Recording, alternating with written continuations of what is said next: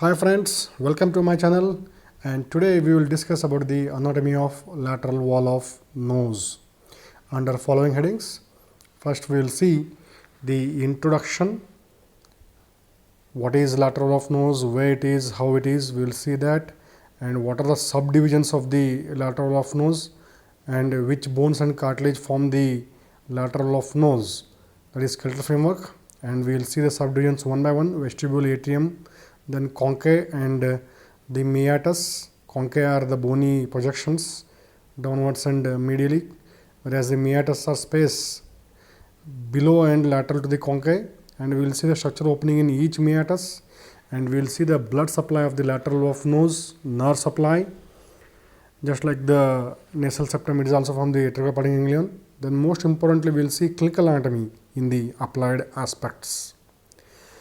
Coming to the introduction, the lateral wall of nose is a irregular part of the nasal cavity. It is a lateral wall. It is irregular due to presence of the three shelf-like bony projections which are directed downwards and medially, and this conchae increase surface area for humidification of inspired air. So it is, this irregular shape is to increase the surface area.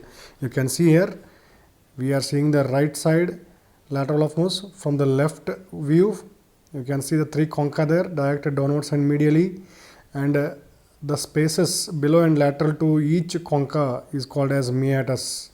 So there are three meatus, there are three concha, and you can see the air flow through them for humidification, and it is subdivided into three regions: vestibule, that is the part of the nasal cavity just internal to the nostrils, then middle part is known as atrium, then posterior part contains the concha and meatuses. So you can see here in this diagram, you can see the vestibule. You already know the vestibule. Vestibule is lined by skin. It contains the curved hairs called as vibrissae, and you can see the three concha there, shelf-like projections. You are seeing the right lateral wall of nose here, and diagram is depicting that the three regions are vestibule, atrium and concha. Atrium is a small shallow depressed area in front of the middle turbinate covered by mucosa. You can see that. So it lies above the vestibule of the nose, and this atrium is limited above by a faint ridge of mucous membrane called as agar nassae, and it also contains a ethmoidal cell, anterior-most ethmoidal cells, that is called as agar nassae. If it is prominent, it is called as agar nassae cell, and you can make out there that is the atrium, and you can see that is the mucosal fold running downwards and forwards. So it is sometimes pneumatized and contain a cell called as agar nassae. So in this left view, you can see left lateral wall of the nose. You can see the vestibule there, atrium, agar nassae is there, that is the fold of mucosa. If it is pneumatized, it is called as agar nassae cell, and you can see three meatuses, and you can also see opening of fixation tube there, inferior concha, middle concha and superior concha. They are arranged like steps, descending steps from above downwards, and the size and the length of the turbinate increase from above downwards, from superior to inferior. There is gradual increase in size and the length of each concha, and a small space above the superior concha is called as sphenoethmoidal recess, where sphenoid sinus and posterior ethmoidal sinus open. Middle meatus contains it will continue in front of the depression, that is called as atrium. Inferior meatus forms the floor of the nasal cavity. It's a lateral part of the floor of the nasal cavity. You can see there the three conchae and three meatus. You can notice how they are arranged.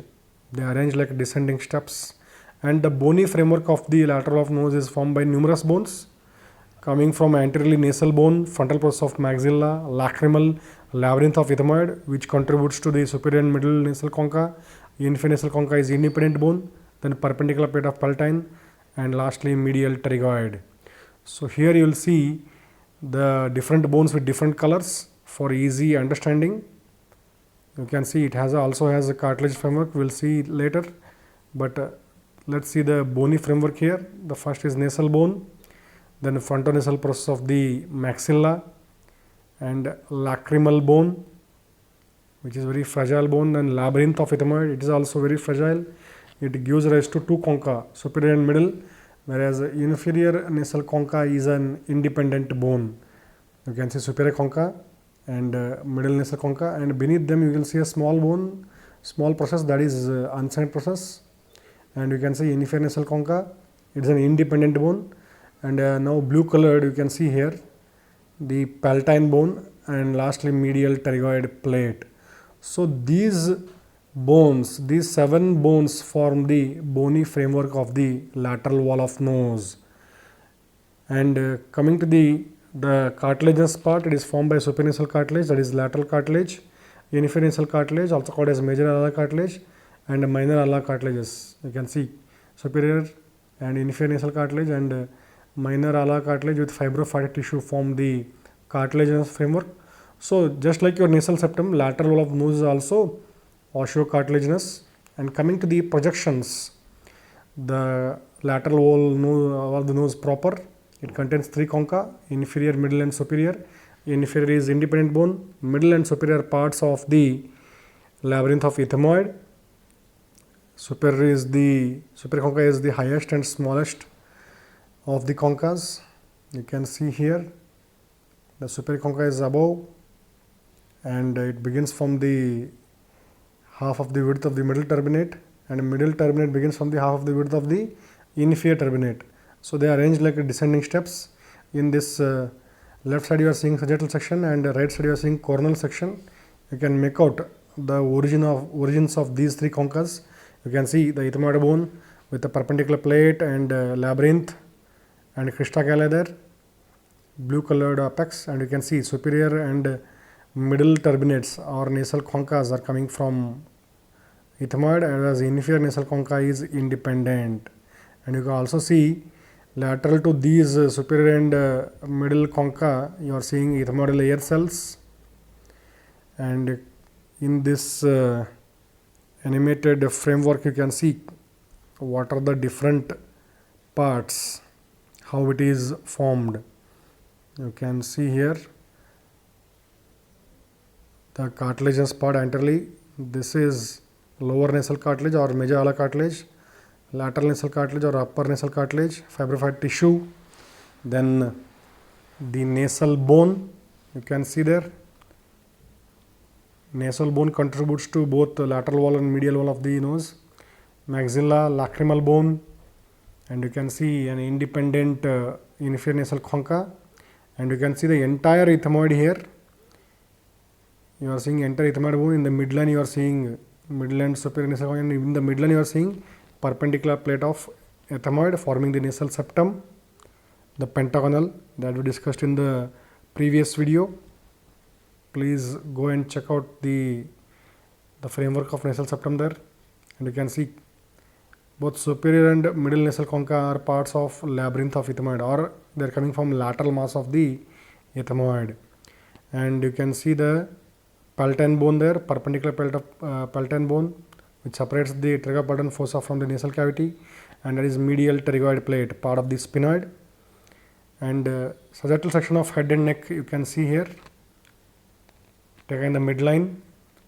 On the right sagittal section you are seeing lateral of nose. On the left sagittal section you are seeing nasal septum there, that we discussed, deviated nasal septum. Nasal septum is not always in the midline, so on one side will get septum, one side will get lateral wall, but you can see it is covered by mucosa.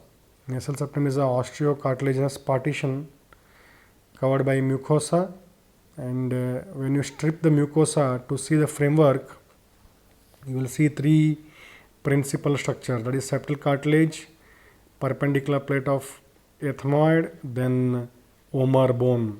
Septal cartilage is quadrilateral, vomer is quadrilateral, whereas perpendicular plate of ethmoid is pentagonal. Here the mucosa is stripped, and you can see septal cartilage, that is perpendicular of ethmoid, pentagonal, that is quadrilateral vomer with a posterior free border forming the boundaries of the concha, medial boundary of both the concha. And this nasal septum is cut to expose the left side of the nasal cavity and left lateral wall of the nose, because this nasal septum is a median partition. On the left side of the video you are seeing a right lateral wall of nose, and now the left side of the nasal cavity with the left lateral wall of nose is exposed. Here you can see the irregular wall there, you can see the shelf-like projections, you can see the debris are removed there, mucosal debris, and you can see the shelf-like projections. Now you are able to see only two projections now. You can see that the entire thing is lateral of nose. So you can see opening of the auditory tube ½ inch behind the posterior edge of inferior meatus in the nasopharynx, and behind that you are seeing fossa frozen molar, that is soft palate, and you can see the ethmoidal ear cells above the lateral of nose, and you can also see sphenoid sinus there near the thumb, that is sphenoid sinus. And now the remaining part of the framework is cut. You can see the three concha, that is the inferior nasal concha, below that inferior meatus, that is inferior nasal concha, and posterior edge you can see ½ inch behind that there is opening of auditory tube in the nasopharynx. Nasopharynx opens here, and now you can see superior meatus and superior concha there, sphenoethmoidal recess. Now you will see middle nasal concha, that is middle, in the middle, that is superior meatus. What you are seeing, this is middle concha and middle meatus, and lastly there is inferior nasal concha and meatus. I again reiterate, these three concha are arranged like a descending steps, increasing in size and length from above downwards. Superior concha, middle concha, and inferior nasal concha. Inferior nasal concha is independent bone, it is straight, simple, doesn't have any variations. You can see the auditory tube opening, and this is a middle turbinate or middle nasal concha. It is shaped like a dried leaf, and it has different attachments.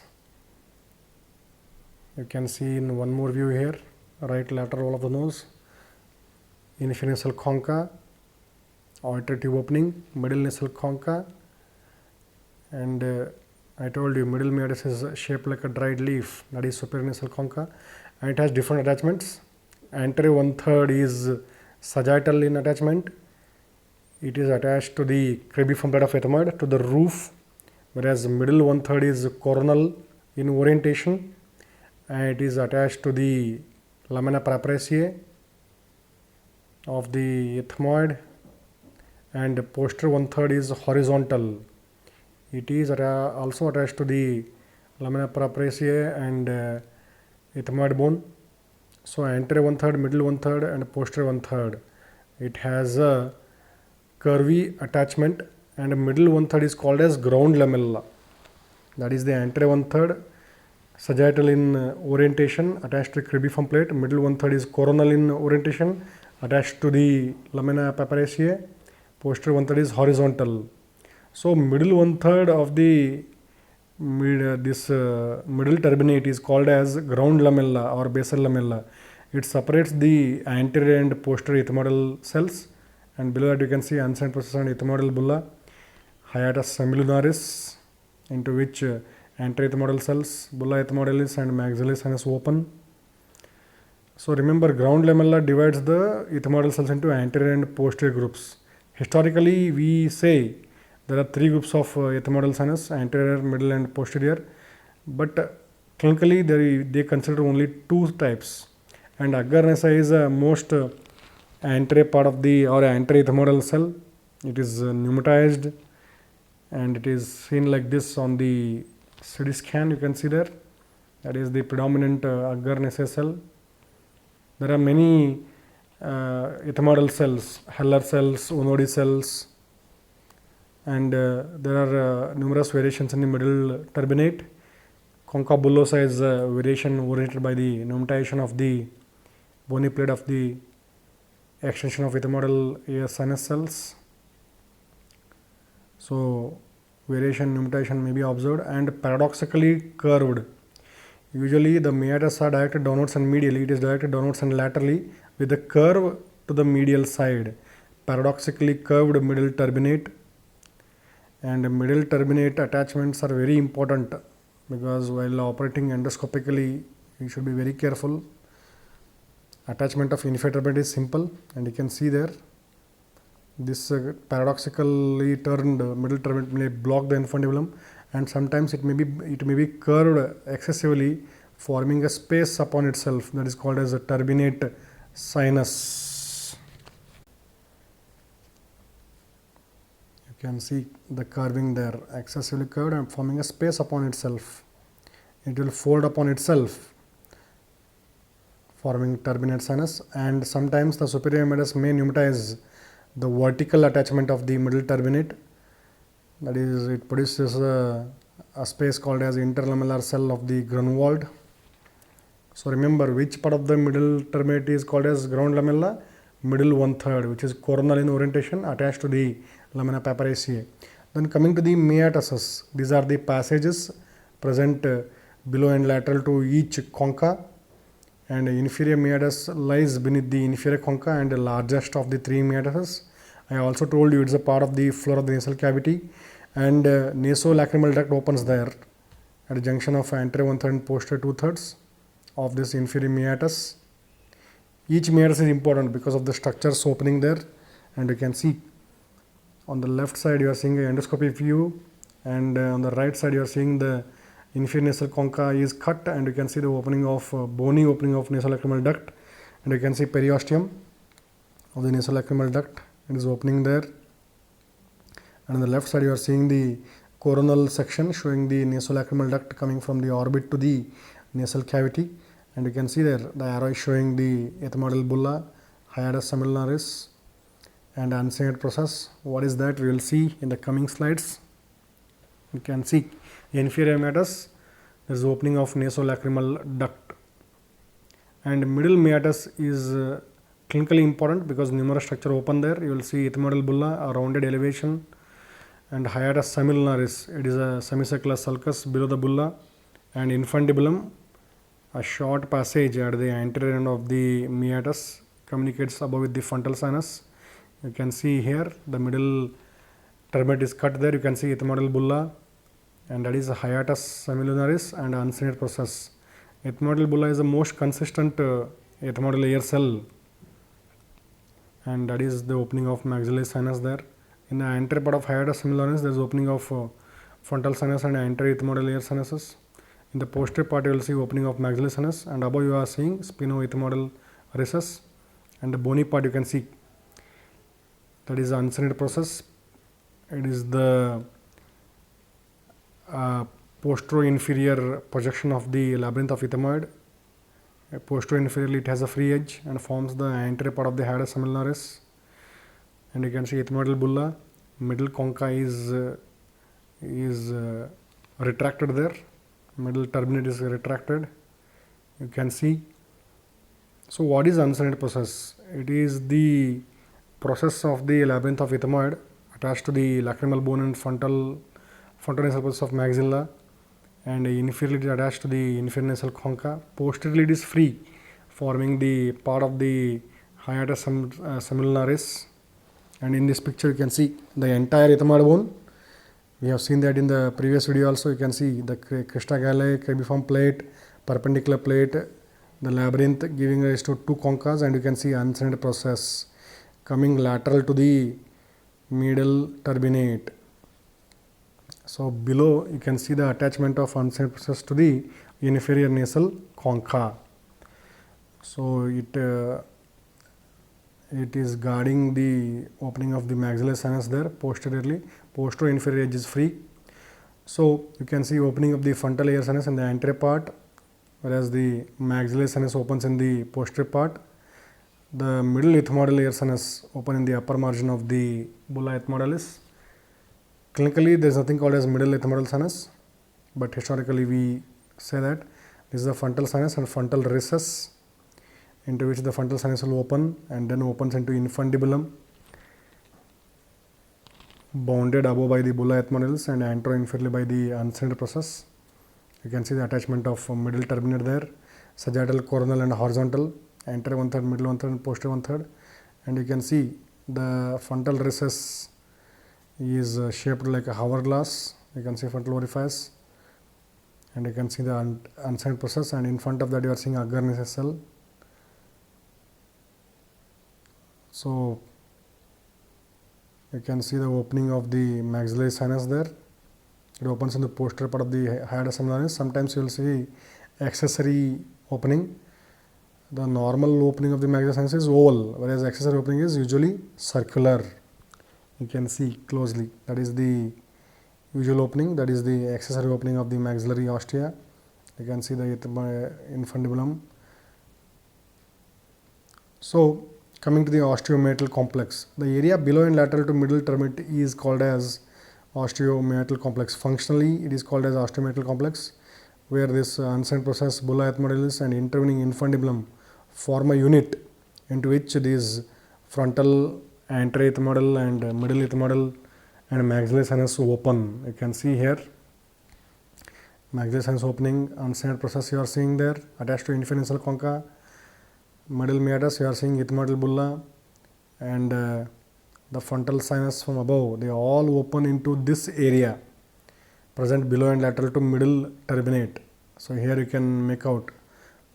So that is frontal sinus coming from there, and also some anterior ethmoidal cells, bulla ethmoidalis, maxillary sinus, they all come together and open here. This group of structures is called as osteomeatal complex. Remember that. So coming to the superior meatus, it lies below superior concha, shortest and shallowest of the three meatus, because even superior concha is shortest of the concas. Sphenoethmoidal recess will open there. That probe is showing the opening of the sphenoethmoidal recess there. You can see above ethmoidal, posterior ethmoidal sinuses and sphenoid sinuses, they all open here. And in this animation you can see the nasolacrimal duct is opening in the inferior meatus. You can see there junction of anterior 1/3 and posterior 1/3, usually guarded by the Hasner's wall. And you can see the middle and inferior, middle and superior concas there covered by mucosa.